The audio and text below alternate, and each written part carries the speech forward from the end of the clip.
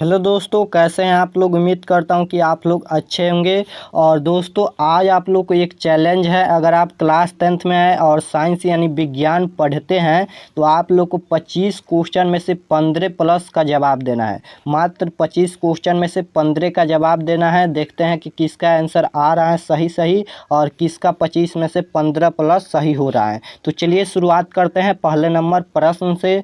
तो पहला नंबर प्रश्न आपके स्क्रीन पर है।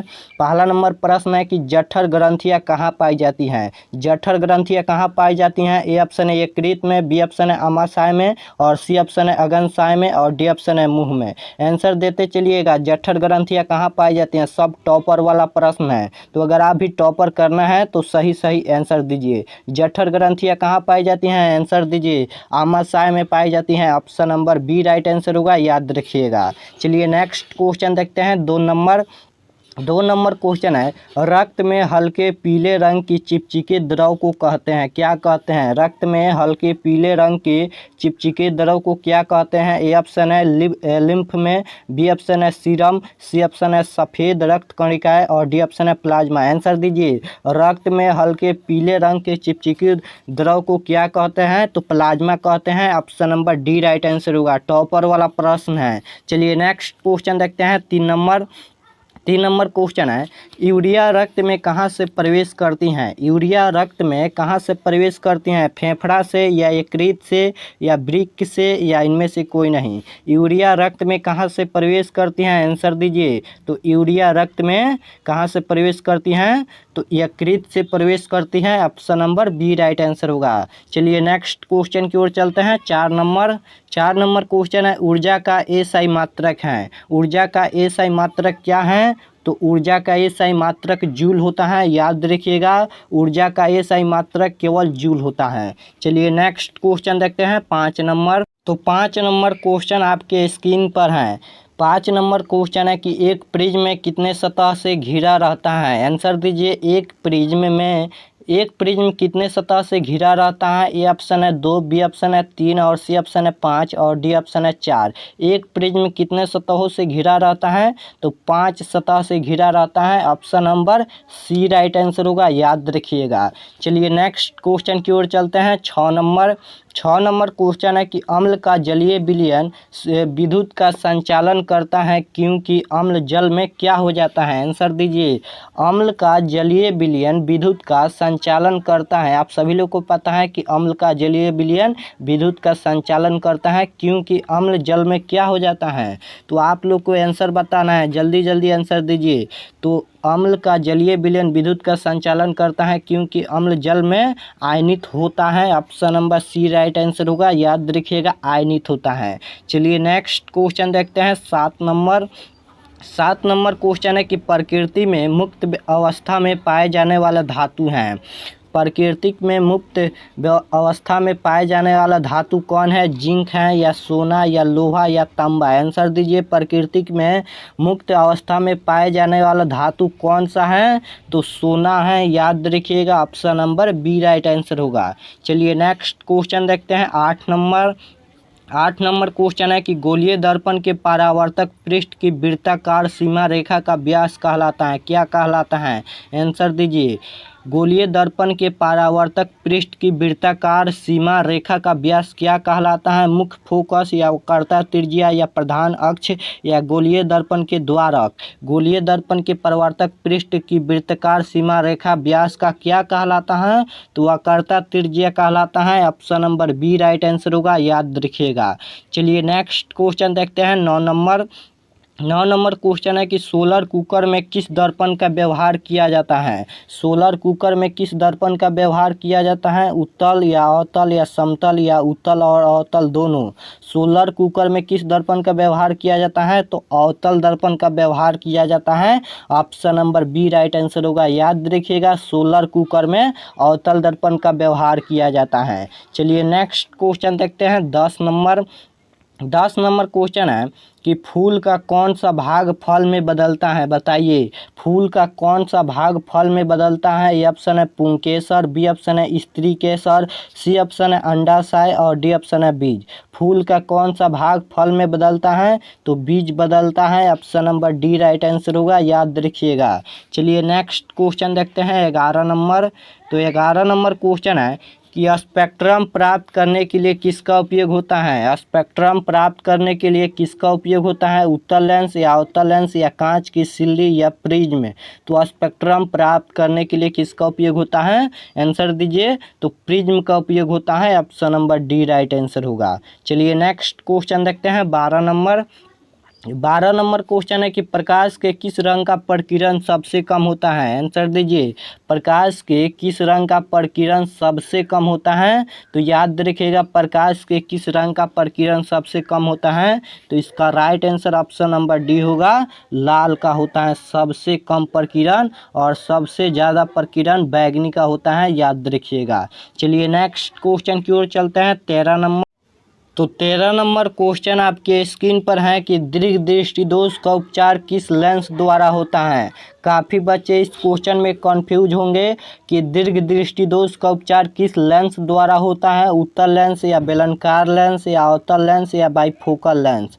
तो दीर्घ दृष्टि दोष पूछे या दूर दृष्टि दोष पूछे एक ही होता है। तो दूर दृष्टि दोष या दीर्घ दृष्टि दोष का उपचार उत्तल लेंस से किया जाता है, option number A right answer होगा, याद रखिएगा। और निकट दृष्टि दोष का उपचार अवतल लेंस से किया जाता है। चलिए नेक्स्ट क्वेश्चन की ओर चलते हैं 14 नंबर। 14 नंबर क्वेश्चन है कि निम्नलिखित में कौन सी धातु भाप में उच्च ताप पर गर्म किए जाने पर किसी ऑक्सीजन से संयोग नहीं करती हैं, आंसर दीजिए। 14 नंबर क्वेश्चन का आंसर दीजिए कि निम्नलिखित में कौन सी धातु भाप में उच्च ताप पर गर्म किए जाने पर किसी ऑक्सीजन से संयोग नहीं करती हैं। तो Ag इसका राइट आंसर होगा, ऑप्शन नंबर सी होगा Ag, ऑक्सीजन से संयोग नहीं करती हैं। और आप लोग को पता होना चाहिए कि Al का नाम क्या है, Cu का नाम क्या है, Ag का नाम क्या है और Hg का नाम क्या है। अगर याद नहीं है तो जाकर डिस्क्रिप्शन में क्लास कर लेना, इसका एक ऑलरेडी से वीडियो बना दिए हैं। चलिए नेक्स्ट क्वेश्चन देखते हैं 15 नंबर। तो 15 नंबर क्वेश्चन है कि कार्बन डाइऑक्साइड जल से अभिक्रिया करके क्या बनाता है, आंसर दीजिए कि कार्बन डाइऑक्साइड जल के साथ अभिक्रिया करके क्या बनाता है, सल्फ्यूरिक अम्ल या कार्बोलिक अम्ल या कार्बोनिक अम्ल या हाइड्रोक्लोरिक अम्ल। आंसर दीजिए कि कार्बन डाइऑक्साइड जल से अभिक्रिया करके क्या बनाता है, तो क्या बनाता है, तो कार्बोनिक अम्ल बनाता है, option number C right answer होगा, याद रखिएगा। चलिए नेक्स्ट क्वेश्चन देखते हैं 16 नंबर। 16 नंबर क्वेश्चन है कि किस लेंस को अपसारी लेंस कहते हैं, किस लेंस को अपसारी लेंस कहते हैं, अवतल लेंस या उत्तल लेंस या बेलनाकार लेंस या इनमें से कोई नहीं।